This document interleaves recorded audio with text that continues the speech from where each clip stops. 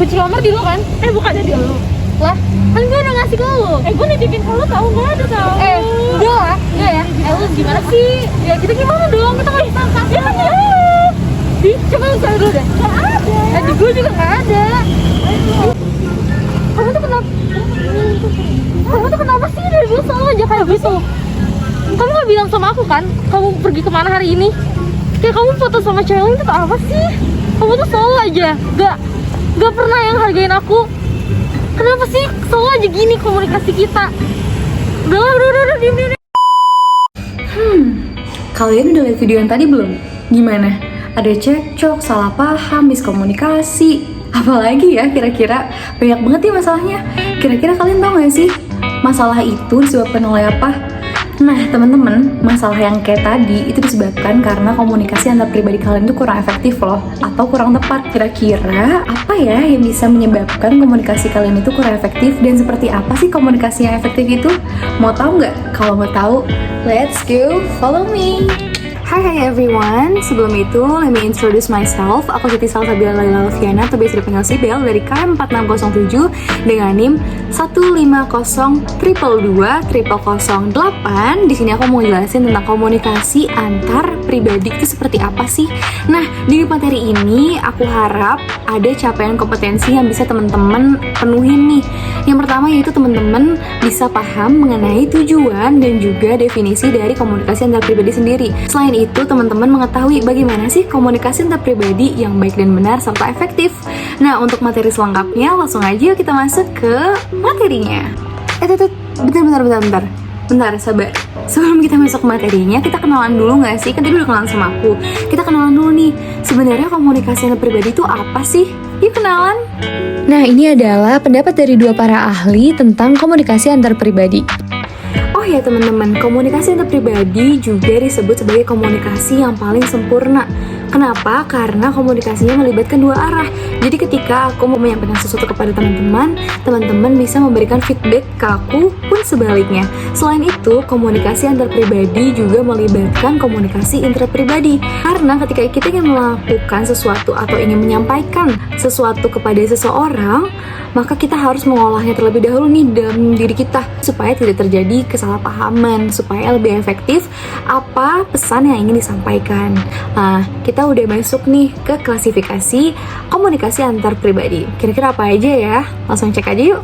Yang pertama itu ada interaksi intim, percakapan sosial, interogasi, dan wawancara. Nah, kalau tadi kita udah belajar mengenai definisi serta klasifikasi dari komunikasi antar pribadi atau interpersonal, sekarang kita akan mengetahui apa aja sih tujuan-tujuan dari komunikasi antar pribadi. Pertama, yaitu to learn, to influence, to relate, to play, and to help. Well, kalau tadi kita udah bicara mengenai tujuan, sekarang kita masuk nih teman-teman, ada 5 kualitas umum di mana komunikasi antar pribadi itu dikatakan efektif. Poin yang pertama yaitu adanya keterbukaan atau openness. Yang kedua yaitu adanya rasa empati.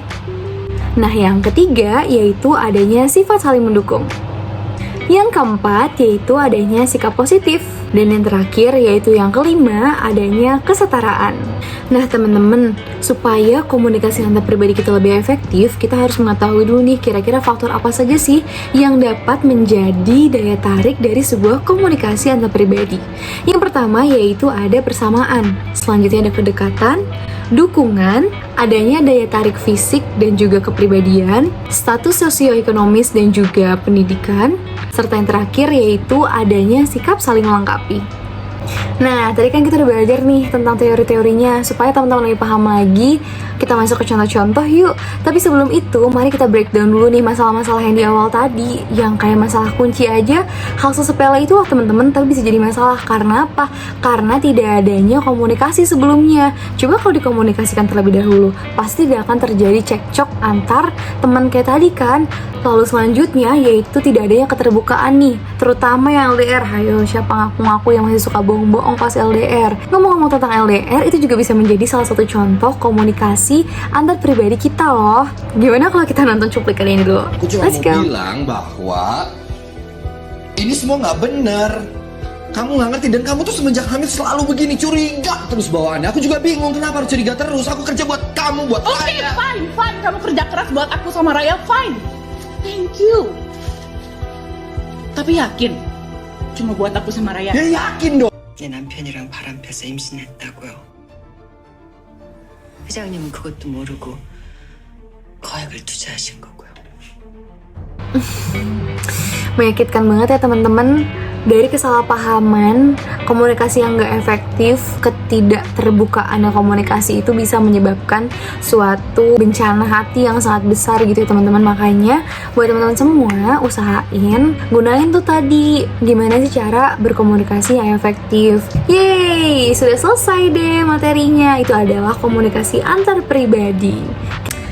Hai, nah gimana? Seru nggak materinya? Seru banget kan? Makanya kalian terapin ya komunikasi yang efektif antar pribadi supaya kalian nggak ada cekcok lagi sama temen, sama keluarga, apalagi sama pasangan kalian. Wah, bahaya banget tuh. Nah, itu aja mungkin nih guys materi dari aku. Makasih banget ya buat kalian udah nonton sampai habis. Semoga video ini bisa bermanfaat buat kalian dan menambah pengetahuan serta wawasan juga. Okay, so that's all from me. See you guys. Bye-bye.